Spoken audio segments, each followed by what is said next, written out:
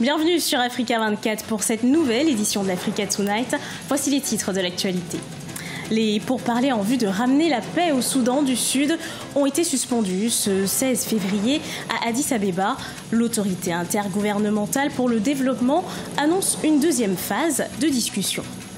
Au Togo, le complexe industriel pharmaceutique de Dopharma, inauguré ce 16 février à Aveta, permettra au pays de fabriquer ses propres médicaments. L'usine couvre 3500 mètres carrés sur un espace de 10 hectares. Et puis au Sénégal, la musique est en perte de vitesse. Les principales causes, le piratage et le manque d'inspiration de certains musiciens. En République démocratique du Congo, les évêques catholiques ont clôturé leur assemblée générale ce samedi 17 février 2018.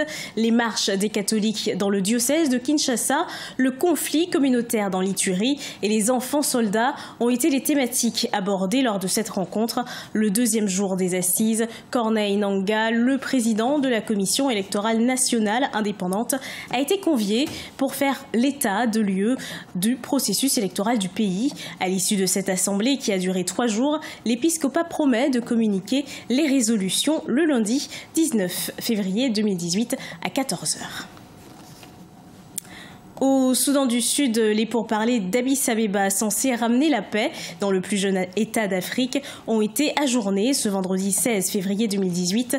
L'autorité intergouvernementale pour le développement a annoncé ce report sans préciser les raisons. Ces négociations entre la délégation du gouvernement de Salva Kiir et les affidés de l'opposant Riek Machar pourraient reprendre dans quelques semaines. Les précisions de Corinne Kamsou.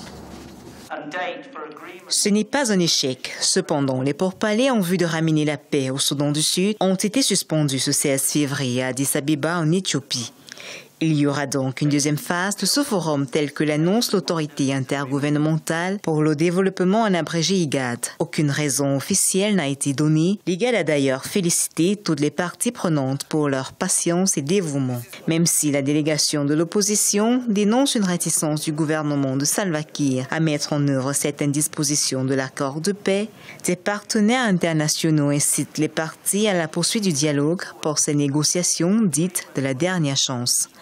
Nous exhortons toutes les parties à prendre des mesures pour maintenir l'élan du processus et à s'abstenir de tout commentaire ou de toute action susceptible de rendre plus difficile le retour au dialogue. Nous exhortons les parties à convenir d'un arrangement négocié pour un gouvernement de transition inclusif qui reflète la diversité du Soudan du Sud. À mi-parcours de cette discussion, plusieurs points semblent ralentir les échanges sur la table des négociations. D'abord, le nombre des délégués pour chaque parti qui a été contesté par le gouvernement qui souhaitait être mieux représenté. Ensuite, le régime des sanctions qui n'exclut aucune partie. Et enfin, la parité dans le partage du pouvoir que réclame l'opposition. Le gouvernement de coalition est l'issue inévitable parce que tous les partenaires internationaux, qu'ils soient africains ou occidentaux, plébiscitent cette solution. Il faudrait que les acteurs soient habités par une certaine bonne foi qui leur permettra de mettre en œuvre tout ce qui est aujourd'hui mis sur la table comme format de solutionnement de cette crise. Il faudrait faire comprendre à l'ensemble des belligérants que le conflit a assez duré et qu'il ne leur est pas permis en réalité de continuer d'exiger un ensemble de conclusions ou de faire durer les hostilités sur le territoire. Rappelons que ces pourparlers qui ont débuté le 5 février visent à revitaliser le cessez-le-feu signé entre les belligérants en décembre 2017 et violé à maintes reprises par les deux parties. Depuis 2013, le Soudan du Sud est traversé par une instabilité politico-sécuritaire.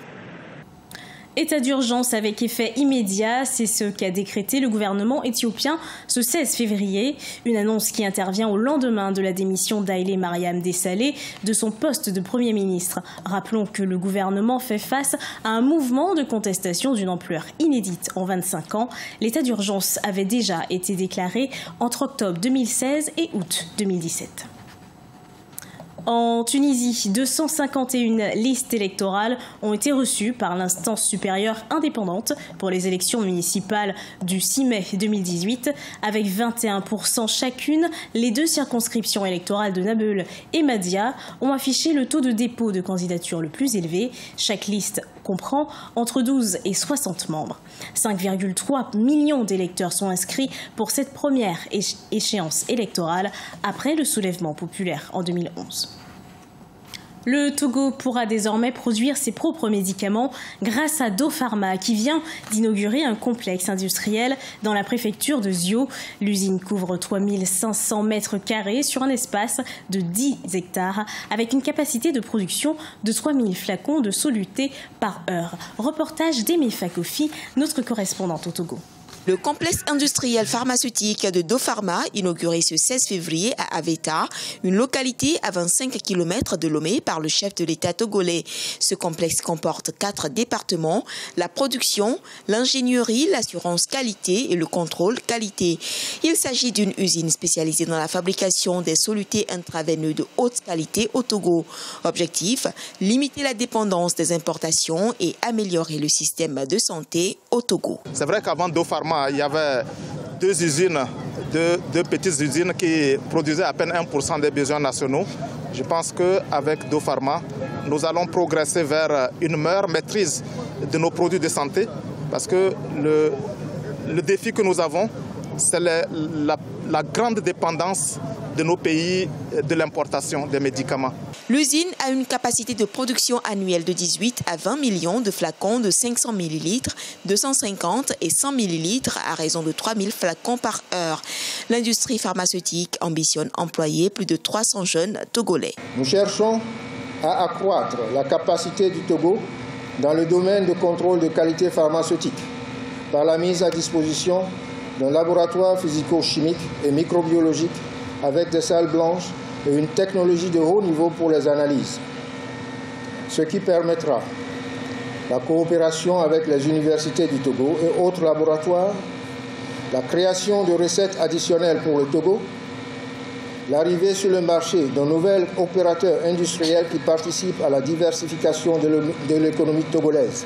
L'usine de production est le résultat du partenariat public-privé et remplit les normes de l'Organisation mondiale de la santé. Les solutés sont fabriquées en une seule opération automatisée et sont destinées au marché togolais et régional. La musique sénégalaise a-t-elle perdu sa valeur? Selon certains chanteurs, la musique des années 80 donnait une plus grande importance à la pertinence des paroles. À ce manque d'inspiration s'ajoute le fléau de la piraterie. Reportage d'Eladj Ndiaye, notre correspondant au Sénégal. La musique sénégalaise n'est plus ce qu'elle était dans les années 80, une musique capable de conscientiser les Sénégalais des maux de la société, d'éduquer, mais surtout d'exporter la culture sénégalaise. Elle manque aujourd'hui de thèmes sensés, en plus du manque de repères. Le piratage, selon les acteurs, est l'une des principales causes de cette crise musicale, car non seulement elle appauvrit les artistes, mais elle les pousse à se décourager. S'il y a les pirates, s'il y a cette discrimination, s'il y a comment dirais-je, la concurrence malsaine, le favoritisme de la médiocrité, je pense que notre culture, notre musique se ternira davantage. Si vous investissez dans la recherche, que vous investissez vraiment dans la production, vous n'arrivez pas à rentrer dans vos fonds. Le temps de recherche est maintenant réduit. Hein? L'argent que les gens pouvaient mettre dans la préparation d'un album, tout cet argent-là est réduit parce que quand vous mettez beaucoup d'argent, quand même vous allez perdre tout cet argent-là. Il y a les pirates qui sont prêts à acheter juste un seul exemplaire, à en faire des milliers qu'ils vont vendre sur les rues de Dakar.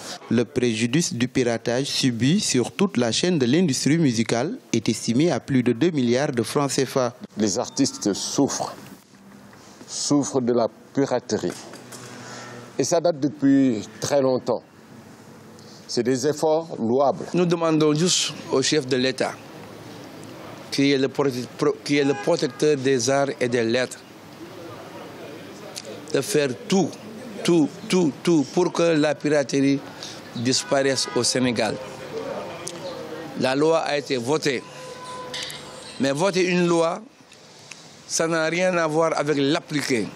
Certes, le piratage est un handicap pour le développement de la musique sénégalaise, mais le vrai problème reste et demeure le manque d'inspiration des artistes qui ont un rôle d'éducation et de sensibilisation à jouer. Révélateur de ce diagnostic, la musique sénégalaise s'exporte de moins en moins. Ce journal a été réalisé par l'ensemble de la rédaction. Merci de l'avoir suivi. Retrouvez dans un instant une nouvelle édition de l'actualité sur Africa 24.